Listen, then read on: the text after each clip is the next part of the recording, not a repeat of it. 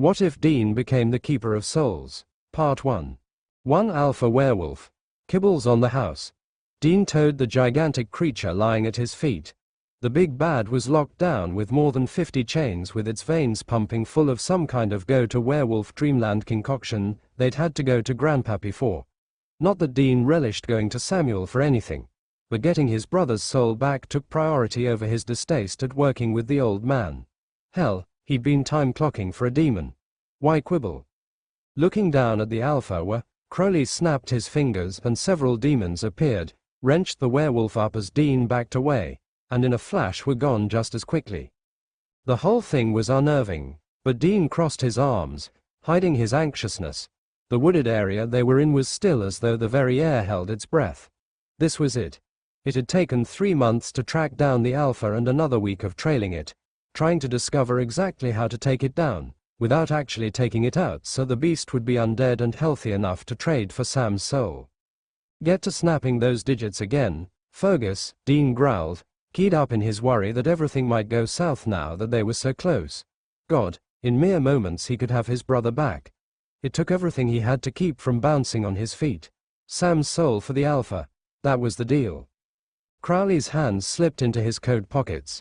His gaze swept over the leaf litter where the werewolf had just been. Well, the thing about that is, there's a bit of red tape I have to get through first. He's lying, Sam spoke up. He'd been silent during the entire exchange, long hand pressing a bandana to his side where the alpha were got a good swipe in. His eyes narrowed on the self-proclaimed king of hell. He never did have it. Dean's heart rate ramped up in speed. He imagined if there were any lingering minor werewolves in the area, it would sound like the frightened pulse of a wounded animal. He stepped up to Sam's side.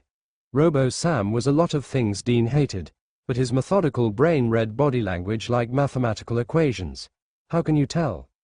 He looks down first, then stares you straight in the face when he hands you the lie. Crowley's gaze flipped up. He stepped right up beneath Sam's face and poked a finger at the hunter's side. Best take care of that. Wouldn't want any careless infections to drag you back before you get your soul free and clear. Sam didn't even blink. Now he's deflecting. Which wasn't at all what Dean wanted to hear. He wanted Crowley to have Sam's soul. Crowley was a son of a bitch, but he was a son of a bitch he could deal with. Demon or no demon, Dean lunged forward and grabbed Crowley by his lapels. You slimy piece of crap. His hands were suddenly clutching air and he was stumbling forward. Crowley stood several feet away, smoothing out his jacket, his face red. He lifted a hand toward Sam, though he looked at Dean, roaring, I warned you once what would happen if you lost composure and acted like you. A jangling sound tinkled across the air. Dean and Crowley both jerked their heads toward Sam. Sam held his key ring up, the keys he no longer needed to the crappy charger that Castiel took a header onto. Crowley huffed. Going for a drive, are you? Sam's features stretched into his new bitch face. Not the old one that used to pack all his annoyance into one expression, but this new one that appeared more as a facial shrug as Pinocchio attempted to convey any type of emotion that he thought he was supposed to show. It gave Dean the chills. Not me. Sam wiggled the keys, catching glints on the metal in the moonlight. Looking closer, Dean saw a few other trinkets hanging from the ring. A small cross, a few other religious symbols, something that looked like a curved tooth.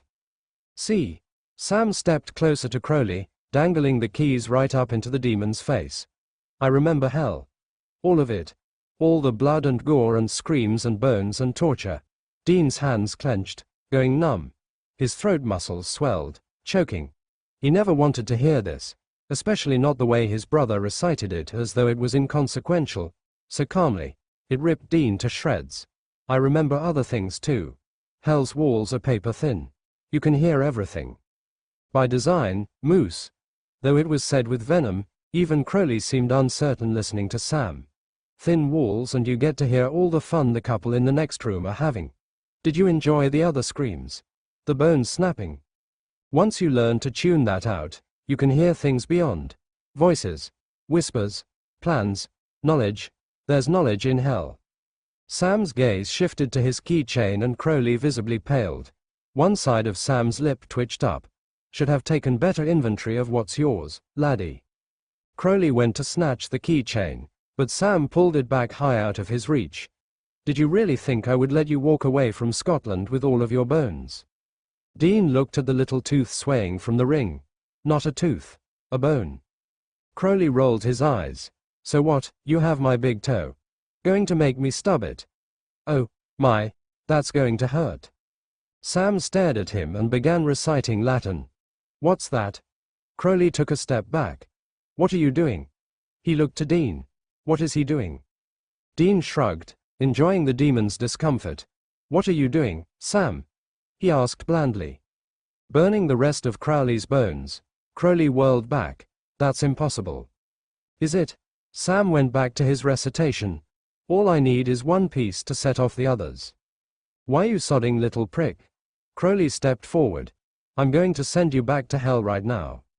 Dean shouldered between them. Shifting back, Sam lifted the keys. Just one word left, Crowley. The demon stopped. The incantation's in place. Just one word and your bones are toast. And I can still say it from hell, so if you want to send me back, go ahead. Crowley glared. Finally he rolled his head, cracking his neck before straightening his collar. Fine, you win this round. Yep, Dean said. Looks like you're our little bitch. Crowley's lips pressed into a thin line.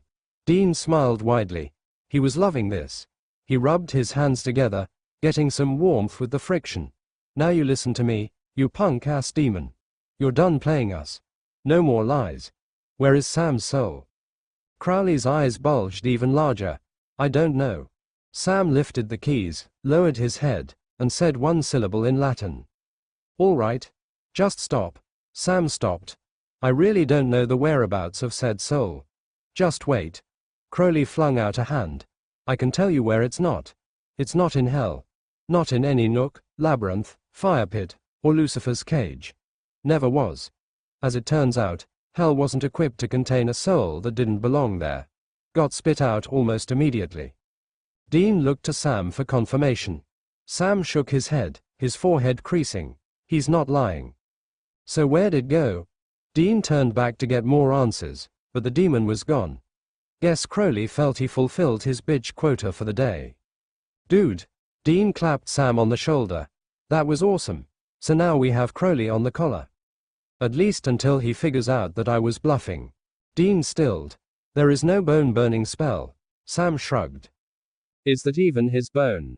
Yeah, I thought it might come in handy for. Sam grimaced, pressed the bandana more firmly to his side. It was saturated with blood. Dean frowned. Oh.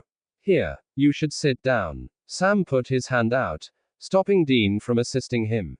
I got it, he said, lowering to the ground on his own steam. Yeah, okay, Dean said, hurt by the reminder that this was still not his brother and the best lead they had to getting his soul back had just gone bust. He still hovered though, still lowered to his knees beside Sam, because, well, damn it, because soul or no soul, this was still part of Sam and he was still hurt. Besides, well, when he got his brother's soul back, he was going to need his body in one piece. So Cyborg Sam could just deal with Dean worrying. He about jumped out of his skin when Sam's hand clamped over his forearm. Dean. I'm afraid. The quiet admission made him flinch, made his heart collide powerfully against his ribcage. It sounded so much like his Sam, it felt like the world had come to a complete stop. Dean's gaze lifted to Sam's and his muscles turned to gelatin. Sam's brows were drawn down over troubled eyes. Sammy? Dean heard himself whisper. Sam's head tilted. I wasn't lying to Crowley. I do remember Helen. His eyes darted. I'm not afraid, yet I am.